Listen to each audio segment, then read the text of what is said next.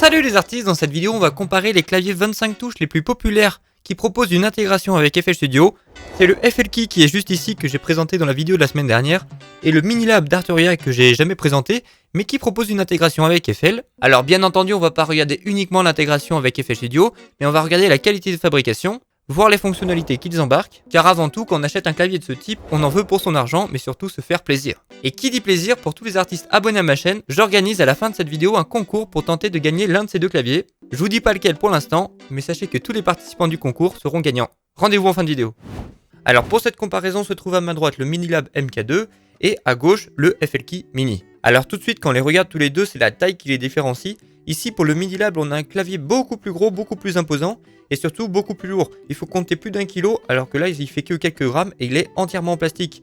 Ce qui fait qu'il est plus lourd, c'est qu'en dessous on a un socle justement en métal et cette impression de solidité et de qualité se retrouve même au niveau des touches qui sont bien plus lourdes à appuyer que par exemple pour le FL-Key où les touches sont un peu plus cheap qui bougent alors que là les touches elles sont solides, elles ne bougent pas.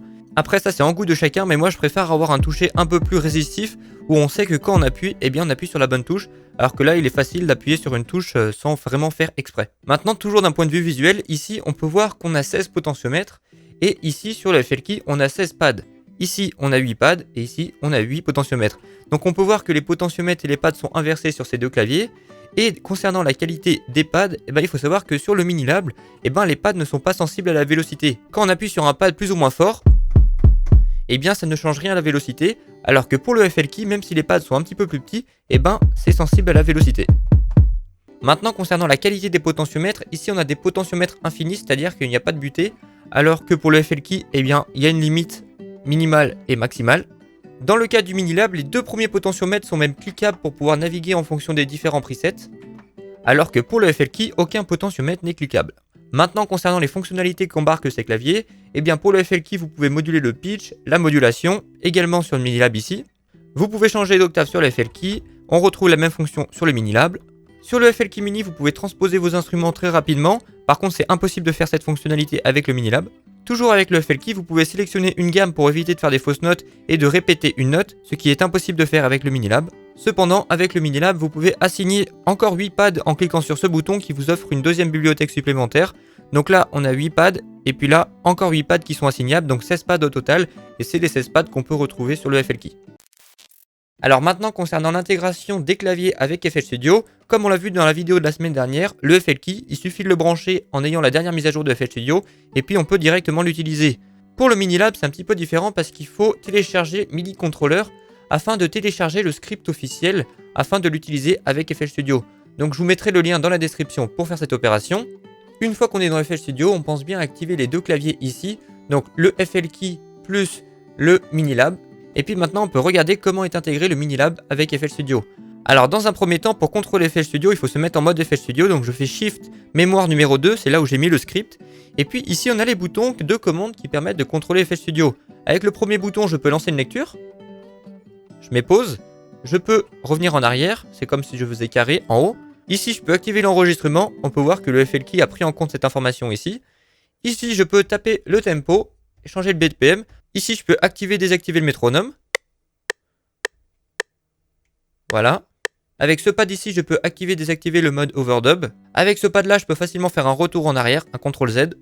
Et maintenant, concernant les potentiomètres, ici, je peux facilement me déplacer dans le mixeur. Pour chaque insert, ici, je peux gérer bien entendu le volume, gérer le panning. Maintenant, pour le FL-Key Mini, on l'a vu dans la dernière vidéo, donc je ne vais pas rentrer tout dans le détail.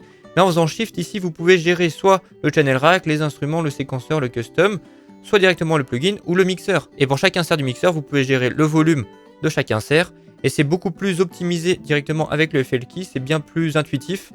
Et l'optimisation est mieux faite, mais en même temps, il est fait pour.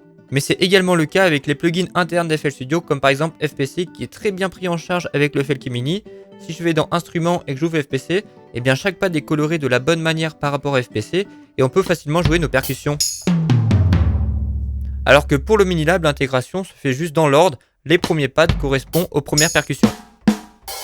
Mais il n'y a aucune couleur. Alors depuis tout à l'heure, on peut voir que le FL-Key est très bien intégré à FL Studio, mais il faut savoir que le Minilab est très bien intégré peut-être à mon plugin et VST préféré, Analog Lab. En effet, quand on l'ouvre et qu'on sélectionne bien notre clavier MIDI, notre Minilab MK2, eh bien on peut voir que si on clique sur Key et sur Contrôle, eh bien chaque potentiomètre qui sont situés ici, eh bien sont contrôlables avec les potentiomètres du clavier. Et ça c'est vraiment excellent parce qu'en fonction du preset que vous utilisez, par exemple cette basse que j'aime bien, je me mets en mode Analog Lab 5, et bien ici je peux directement modifier les paramètres de ma basse.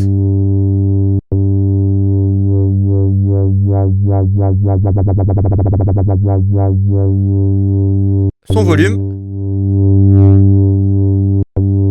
Et en quelques coups de roulette, vous pouvez parcourir vos presets préférés.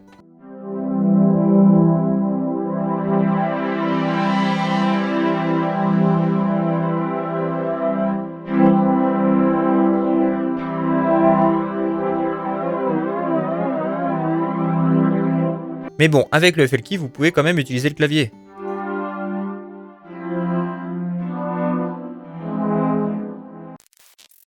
Alors si je dois donner mon avis concernant ces deux claviers, je trouve le FL Key plus adapté pour une utilisation live, notamment avec ses pads et ses différentes fonctionnalités qu'on peut déclencher, qui est relié directement avec la bonne intégration de FL Studio. Maintenant pour le Minilab avec sa qualité de fabrication et son intégration avec Analog Lab, ça le rend super pratique pour de la composition et se faire plaisir. Et par rapport à mon profil, comme je ne fais pas beaucoup de live, eh bien je préfère le Minilab. Alors si vous êtes encore en train de regarder cette vidéo, que vous avez mis un pouce bleu, que vous êtes abonné, que vous avez activé la cloche, etc. vous connaissez, c'est le moment de vous expliquer ce fameux concours que je vous ai parlé au début de la vidéo. Alors on va pas passer par 4 chemins, j'organise un concours de prod pour tenter de gagner le Minilab MK2 avec la V8 Collection. Pour ceux qui ne connaissent pas la V8 Collection, c'est tout simplement la suite d'Arturia qui regroupe tous les synthés les plus populaires du monde et qui sont utilisables directement avec le Minilab. En termes de valeur à gagner, on est à 90 € pour le Minilab et 600 € pour la V8 Collection. Donc je pense que le gagnant va être content, j'espère. Maintenant, la particularité de ce concours, c'est que chaque participant sera gagnant d'une manière ou d'une autre. Pourquoi ? Car pour participer à ce concours, il faudra m'envoyer une prod en MP3, donc pas de WeTransfer, à cette adresse email. Et la condition pour participer est d'utiliser uniquement un seul et unique VST, et c'est Analog Lab. On l'a vu dans la vidéo, Analog Lab est un VST qui regroupe plus de 600 presets d'instruments et vous pouvez bien sûr tous les modifier. Et juste ce VST est vendu 200 € par Arturia sur leur site internet. Bien entendu, ce concours est totalement gratuit et ouvert à tous. Arturia s'engage à fournir à tous les participants une licence complète d'Analog Lab 5 valable pendant 1 an. Comme ça, tout le monde peut participer et même si on ne gagne pas le Minilab avec la V8 Collection, on a quand même 1 an d'Analog Lab et ça fait plaisir. Alors pour qu'Arturia vous fournisse Analog Lab 5 si vous ne l'avez pas, eh bien il faudra me donner votre mail dans le formulaire qui est juste en dessous de cette vidéo. C'est très important de mettre la bonne adresse email qui est reliée avec votre compte Arturia, sinon tout simplement vous n'allez pas pouvoir avoir le logiciel. Et si vous n'avez pas de compte, eh bien vous pouvez en créer un, c'est gratuit. Donc à partir d'aujourd'hui où sort cette vidéo, le 17 avril 2022, vous avez 3 jours pour remplir ce formulaire. Après tout simplement j'enverrai les adresses email et comme ça on vous donnera accès à Analog Lab et le concours pourra commencer. La fin du concours devrait se terminer le 8 mai, ce qui vous donne largement le temps de composer ce qu'il faut et m'envoyer vos dingueries par email. Après le 8 mai, pour désigner le gagnant en fonction du nombre de participants, je sélectionnerai peut-être 10 prods qui m'ont vraiment marqué et je ferai un tirage au sort pour directement envoyer le Minilab et la V Collection. Si jamais il devait y avoir des changements, je vous tiendrai informé dans l'onglet communauté sur ma chaîne YouTube ou directement sur Instagram, donc suivez-moi enjoy.music. Et je pense qu'on a tout dit. Voilà les artistes, j'espère que cette vidéo comparative vous a plu. Dites-le moi dans les commentaires si c'est le cas. Je vous dis bonne chance pour le concours. C'était Enjoy. Salut!